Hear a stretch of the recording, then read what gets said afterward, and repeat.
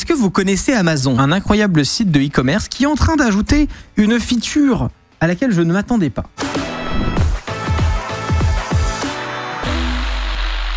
Amazon va rajouter un flux qui ressemble à TikTok sur ses pages, qui va s'appeler Inspire, où en gros vous allez pouvoir retrouver du contenu un petit peu TikTok-like en photo et en vidéo, avec directement les produits qui sont soit essayés, soit portés par quelqu'un, et vous pourrez directement voir le produit. Et je trouve ça extrêmement malin. Voilà, ça va être sur la page d'Amazon, en tout cas aux US évidemment, hein, comme d'hab, toutes les nouvelles features, ça arrive aux US avant d'être déployé partout. Il y aura une petite icône comme ça d'ampoule sur laquelle vous pourrez trouver des nouvelles idées et tout. Et en fait, pourquoi c'est intéressant? Parce que plusieurs choses. Déjà, s'il y a des gens qui se mettent à vraiment faire du contenu là-dessus, et on apprend d'ailleurs dans l'article que Amazon a été repéré pas mal d'influenceurs américains pour produire du contenu sur Amazon Inspire. S'ils ont un algorithme pas dégueulasse et s'il y a du contenu, déjà de base, ça peut être agréable à utiliser comme les TikTok, de manière complètement pas e-commerce. Le second truc, c'est que Amazon, ils ont une donnée que YouTube Short, que Instagram Reels et que TikTok n'a pas, c'est la donnée des achats précédents que vous avez faits. Et donc, on va pouvoir se faire recommander du contenu, non seulement par rapport au contenu qu'on aime bien regarder, mais par rapport à des trucs qu'on a déjà achetés. Et ça, c'est trop pratique de ouf, parce que ça veut dire que tu vas pouvoir regarder du contenu et en même temps avoir des recommandations et des inspirations par rapport à ce que tu as déjà acheté, puisque Amazon sait tout ce que tu as acheté sur Amazon.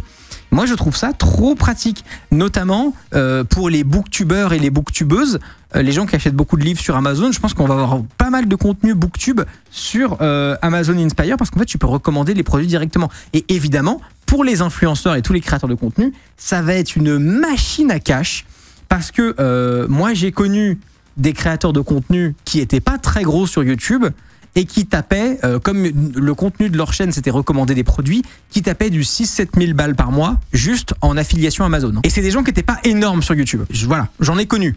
Donc, comment vous dire que si tu fais du contenu là-dessus à fond, et qu'auto-contenu met bien en avant le produit, genre voilà comment ça marche, voilà machin, ça peut vraiment cartonner de ouf en termes de monétisation pour les influenceurs. Autre avantage, c'est plutôt propre, c'est sur une belle plateforme, il n'y a pas des bails de dropshipping bizarres, tu mets en avant des produits machin et tout, mais c'est sur une plateforme normale, avec un SAV normal, avec machin, donc c'est plutôt cool. Moi je trouve ça extrêmement intéressant, et je pense que si Inspire arrive en Europe, on sera parmi les premiers dessus, on testera de fou la feature. Moi je testerai à mort, je suis très très curieux. Qu'est-ce que vous en pensez? Est-ce que c'est un truc que vous voyez utiliser ou pas? Enfin, t'as acheté une lampe de bureau, t'as pas envie d'avoir un algo qui te présente 10 types d'agrafeuses, mais non. C'est ça le truc, c'est que l'algo il peut être beaucoup plus intelligent que ça. T'as acheté une lampe de bureau. Imagine t'as acheté une lampe de bureau un peu design. On va te proposer, je dis n'importe quoi, hein, une ampoule connectée.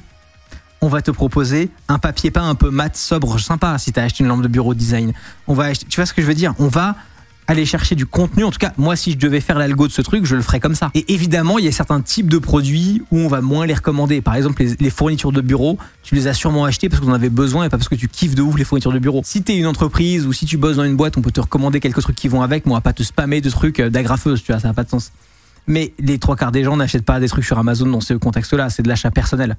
C'est du jeu vidéo, c'est, tu vois, des petits shorts de tests de jeux vidéo sur Amazon, mais carton total.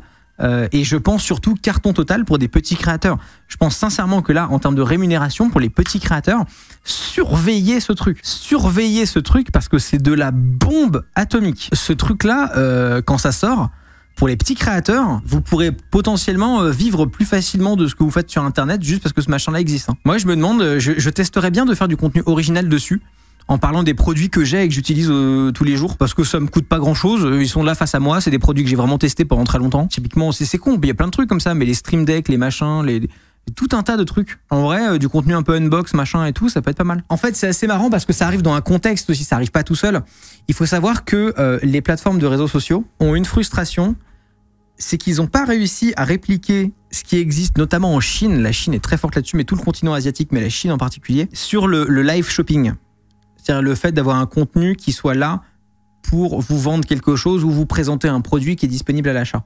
Ce qui en Chine cartonne. En Europe et aux US, ça n'existe pas trop ces trucs-là parce que c'est pas dans notre culture, ça ne marche pas.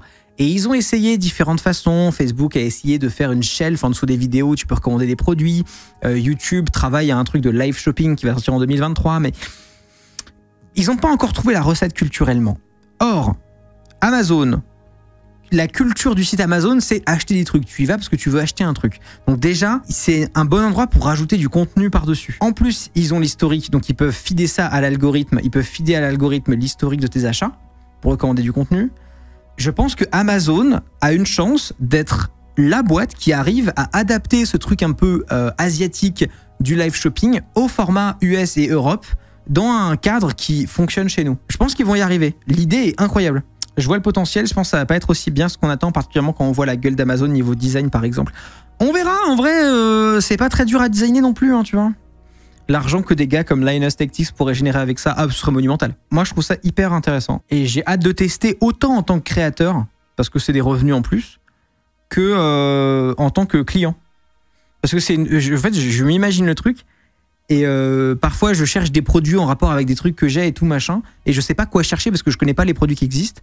Et en vrai, me faire recommander des trucs comme ça, pas mal.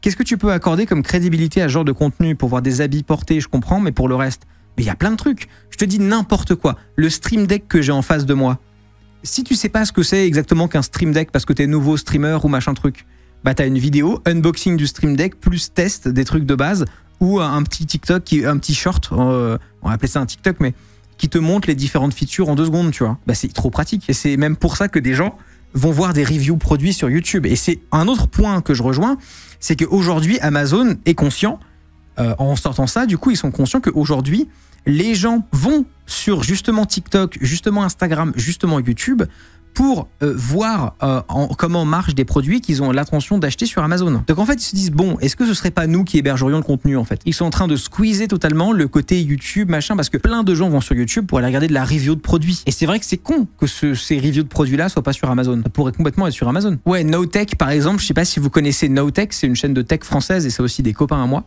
NoTech, je pense que si on leur donne ça entre les mains, ils vont faire un carton. Parce que NoTech, pareil, ils utilisent beaucoup Amazon et tout. Et en vrai, NoTech, ils font du contenu sur ce truc-là, mais ils explosent leur chiffre d'affaires. T'en as fait des vidéos unboxing pour vidéa, je me rappelle encore de ta vidéo où tu éclaires totalement une façade d'immeuble de nuit. Ouais, c'est vrai. Amazon va tout niquer. Ouais, je suis très très bullish aussi. Hein. Ça permet de voir des reviews non validées par Amazon. Mais c'est ça l'avantage. Pour moi, celui qui fait déjà ça, c'est Alexandre Calvez.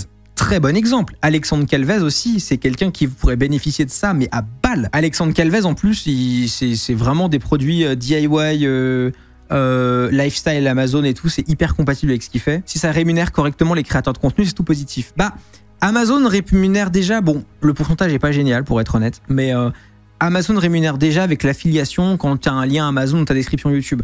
Donc en fait, la monétisation, il y aurait même pas de pub, il y aurait juste de l'affiliation. Quand tu vends un produit depuis ton contenu, tu gagnes une partie.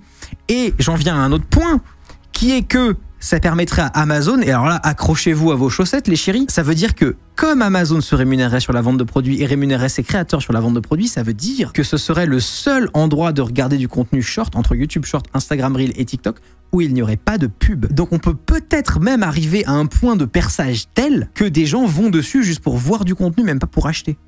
Et le truc prenne tout seul. Parce que ce sera par défaut le plus agréable à regarder, puisqu'il n'y aura pas de pub.